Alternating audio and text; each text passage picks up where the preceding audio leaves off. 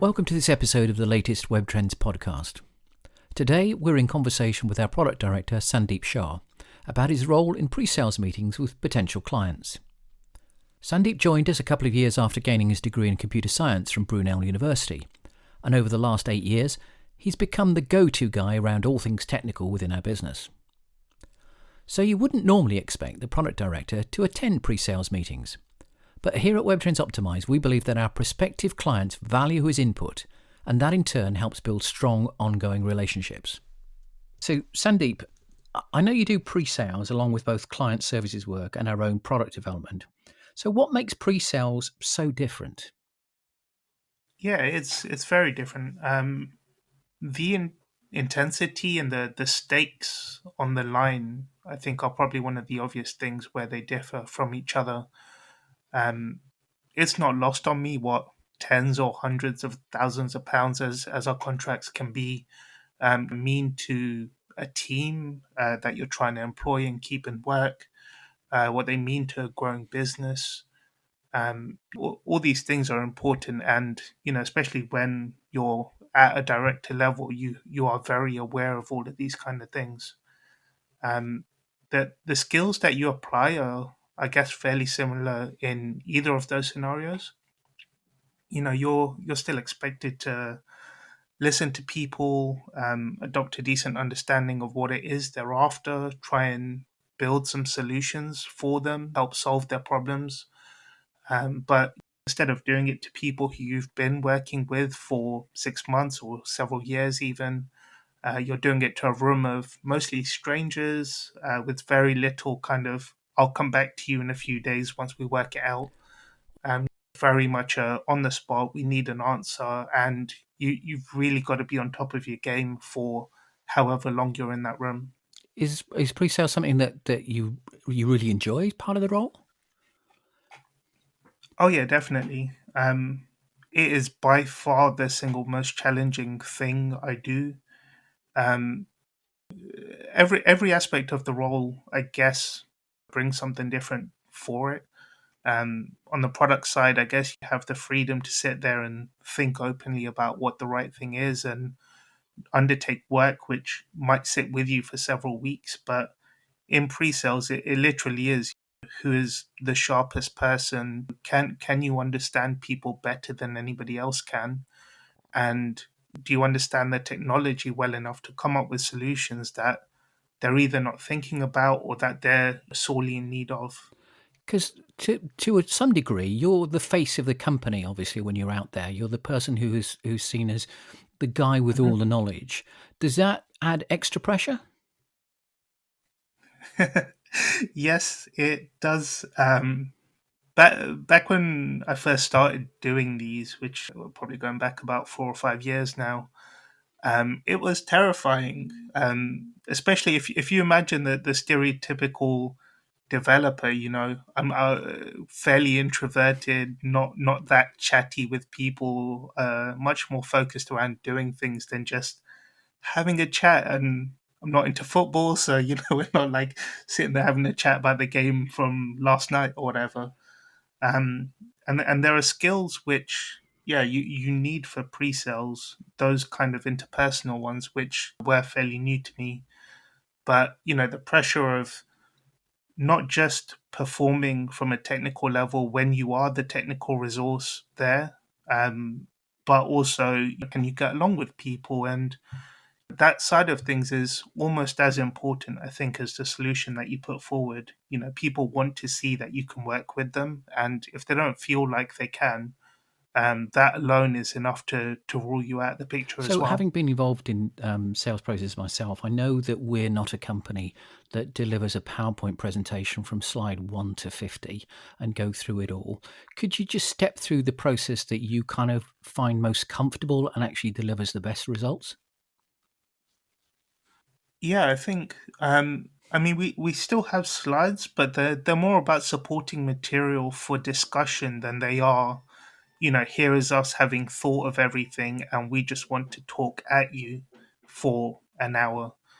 When we enter the room, I think the first 10, 15 minutes, probably longer if we can manage, is just trying to understand what people's problems are, That's why we're there at the end of the day. And the more people divulge to us, the more we're able to help them. If I don't know what your problems are, then sure, I can talk to you and tell you how great our tool is, but that's only worth so much. Whereas if I understand exactly what your problems are, what you're struggling with, why other tools might not be working for you, then it becomes a lot easier to say, right, to address your very specific problem, here's how we deal with that scenario. So, when you're actually in a meeting, I'm sure that you go into a meeting with certain preconceptions. And I'm sure from the other side, our prospective clients have some preconceptions. What are the ones that really people have sitting in their heads, which they believe that, we can't do anything about?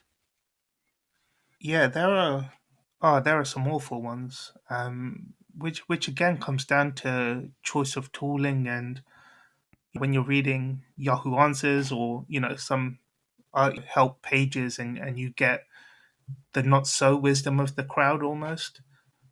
Site speed is an interesting one because it comes up in most sales pitches that we do, um, and people are asking about site speed, getting at the problem, which tends to be content flickering. When that's really bad, everybody notices. It's terrible for UX. Um, so they're asking about site speed and trying to differentiate between 50 and 60 milliseconds or something, and saying, oh, these extra 2 kilobytes don't really seem necessary or something like that.